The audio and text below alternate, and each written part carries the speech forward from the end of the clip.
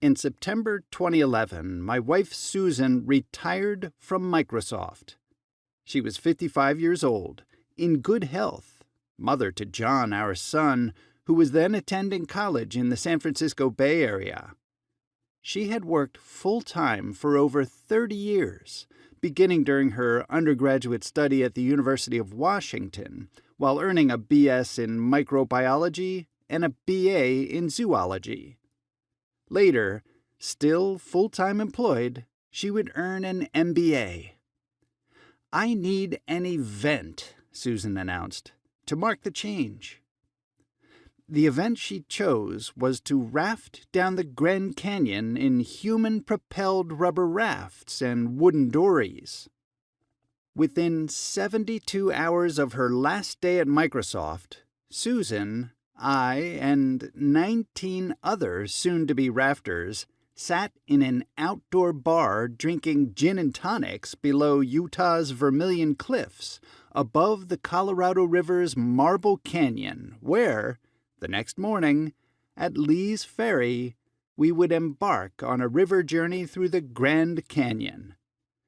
We would run rapids, hike side canyons, endure monsoonal rains, a once-in-a-century event according to our guides, camp in tents or under the stars on riverbank sandbars and under hollows in the canyon wall.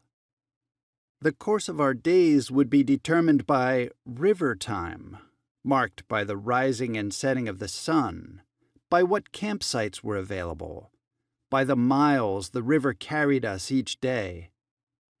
We had no commitments, no obligations, no cell phones.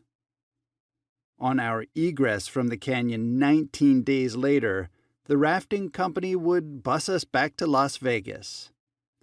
Susan's retired life, our retired life, would begin. Because we had no obligations, we were retired. We tent-camped home to Seattle via the Sequoia and Kings Canyon National Parks, the Redwoods, and the Oregon coast. When the rain began to fall in Newport, Oregon, we decided to forego our tent and check into a motel. When it rained at Cannon Beach, we did the same. Could it be that we needed an alternative to a tent? En route to Seattle, we stopped at Portland, Oregon's Airstream Northwest travel trailer dealer.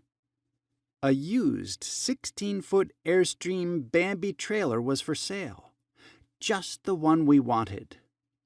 We sat in our car in the dealer's parking lot and later in a restaurant trying to decide whether to buy it. The price, by Airstream standards, was fair, and we knew that used Airstreams were rarely on the market.